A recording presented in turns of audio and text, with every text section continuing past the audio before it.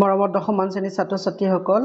exercise 6.3 question number 5 টো তোমালোক 4 লৈকে তোমালোকক কৰি দিছো আজি কোৱেশ্চন নম্বৰ 5 টো কৰি দিবলৈ লৈছো কি হৈছে PQR ত্ৰিভুজৰ PR আৰু QR বাহুৰ ওপৰত S আৰু T দুটা বিন্দু যাতে এংগল ইকুৱেল টু দেখুৱা যে RPQ is similar to RTS RPQ is equal to RTS okay তাৰ মানে তোমালোকৰ ফাৰ্ষ্টতে কি কৰিব লাগিব এটা ত্ৰিভুজ আঁকিব লাগিব নহয়নে ফাইন আমি এটা ত্ৰিভুজ আঁকি লওঁ বা ত্ৰিভুজ PQR যাৰ নাম PQR PR ত আছে তোমালোকৰ S বিন্দু আৰু QR ত আছে তোমালোকৰ T বিন্দু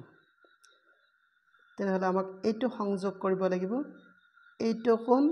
আৰু তোমালোকৰ এইটো কোণ সমান বুলি দিয়া আছে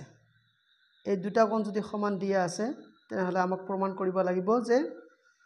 PQR আৰু RTS এই ত্ৰিভুজ দুটা সদৃশ অংকটো চাওঁতে টান লাগিলেও একেবাৰে সহজ কিয় সহজ জানা তোমালোকক বুজাই দিছো এই কোণটোৰ সমান ঠিকে আছে কিন্তু এই কোণটো দুটা ত্ৰিভুজতে আছে হয়নে তেনেহলে তোমালোকে কেনেকৈ লিখিবা এনেকৈ লিখিবা angle QPR equal to angle কি দিয়া আছে তোমালোকৰ RTS এনেকৈ তোমালোকে লিখিবা দিয়া আছে নহয় আৰু তোমালোকে লিখিবা angle PRQ equal to angle TRS বেগৰ লিখিবা তোমালোকে কমন এংগল কি সাধাৰণ কোণ বুলি লিখিবা এতিয়া তোমালোকে দুটা কোণ দুটা ত্ৰিভুজৰ সমান বুলি পালা গতিকে অটোমেটিক্যালি ত্ৰিভুজ দুটা সিমিলাৰ হয় সেইকাৰণে তোমালোকে সিধা লিখিব পাৰা which implies triangle RPQ is similar to triangle RTS সিধা লিখি দিলা হৈ গল RTS কি লিখিবা তোমালোকে ব্ৰেকেটত AA শৰ্ত মতে বাস হয়ে গল তোমালোকৰ কোৱেশ্চন নম্বৰ 5 এতিয়া কোৱেশ্চন নম্বৰ 6 টোত কি কৈছে তোমালোকক মই বুজাই দিছো ৰবা চিত্ৰ 6.3 দিয়া আছে triangle ABE is congruent to triangle ACD দেখুৱা যে ADE is similar to ABC ছবিটো দিয়া আছে এখানে মই ছবি আঁকা নাই মই তোমালোকক ইয়াত ৰিড্ৰ কৰিছো ইয়াত তোমালোকৰ ABC ত্ৰিভুজ ক্লিয়াৰ ABC ত্ৰিভুজ তোমালোকক দিয়া আছে তাৰ পিছত কি দিয়া আছে এইটো ত্ৰিভুজ আৰু তোমালোকৰ এইটো ত্ৰিভুজ সৰ্বাংগসম এই দুটা ত্ৰিভুজ তোমালোকৰ সৰ্বাংগসম যদি হয় তেনেহলে তোমাক প্ৰমাণ কৰিব লাগে যে এইটো ত্ৰিভুজ এই ত্ৰিভুজটো সৰু ত্ৰিভুজটো ডাঙৰ ত্ৰিভুজটোৰ সিমিলাৰ তোমালোকক দিয়া আছে triangle ABE is congruent to triangle ACD এটা তোমালোকক দিয়া আছে which implies এটো যদি হয় তোমালোকে কি কৰিব পাৰিবা তোমালোকে লিখিব পাৰিবা যে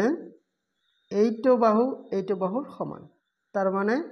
AD equal to AE fine এটো লিখিব পাৰিলা এক নম্বৰ কন্ডিশন দি থৈ দিলা পিছত দেখা যাও যদি লাগে তাৰ পিছত তোমালোকে লিখিব পাৰিবা কি এই গোটেই AB বাহুটো ইয়াৰ AC বাহুৰ সৈতে সমান ৰাইট যেটো কংগ্ৰুৱেন্ট আৰু ইয়াত এন্ড লিখিছো AB equal to AC হয়নে এটা তোমালোকে নাম্বাৰ দিলা 2 এবাৰ আমি কৰিম 2 minus 1 implies তাহলে আমি কি লিখিম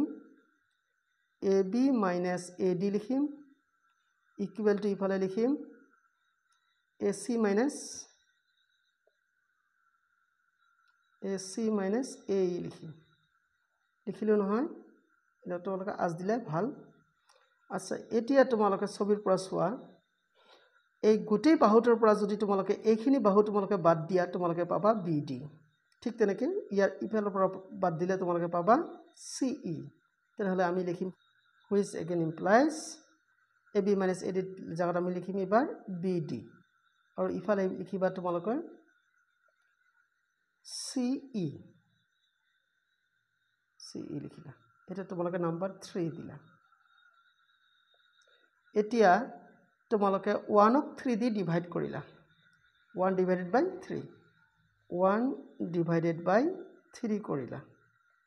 এটা 3 কিন্তু দেই implies 1 আমাৰ কি আছিল AD আছিল নহয় AD by BD equal to তাছত ইয়াত কি লিখিলা তোমালোকে AE by CE তেনেহলে তোমালোকে কি পালা যে ইয়াৰ বাহুৰ অনুপাত আৰু ইয়াৰ দুটা বাহুৰ অনুপাত সমান এবাৰ পালা তোমালোকে A কন্ডিশন আনহাতে তোমালোকে জানা যে angle DAE is equal to angle BAC কি লিখিবা কন্ডিশনত সাধাৰণ কোণ মই লিখা নাই খালি বুঝাই দিছো তাৰ মানে হল কি মই তোমালোকক ক'ব বিচাৰিছো এই কোণটো এইটো ত্ৰিভুজৰ কোণ হয় এইটো ত্ৰিভুজৰ কোণ হয় সাধাৰণ কোণ নাই তেনেহলে আমি কি পালো বাহুৰ অনুপাত সমান পালো আৰু পালো কি এটা কোণ সমান ইহঁতৰ মাজৰ কোণ সমান এটো তোমালোকে বি কন্ডিশন দিয়া আৰু A আৰু B কন্ডিশনত এতিয়া কি বুজাব A and B implies যে triangle ADE is similar to triangle কি হ'ব ABC তোমালোকে লাষ্টত লিখিলা কি প্ৰমাণিত আশা কৰিছো তোমালোকে ভিডিওটো ভাল পাবা বুজি পাবা লাইক কমেন্ট শেয়াৰ কৰিবা আৰু প্লিজ মোৰ চেনেলটো সাবস্ক্ৰাইব কৰিবা সোৱাৰ কাৰণে ধন্যবাদ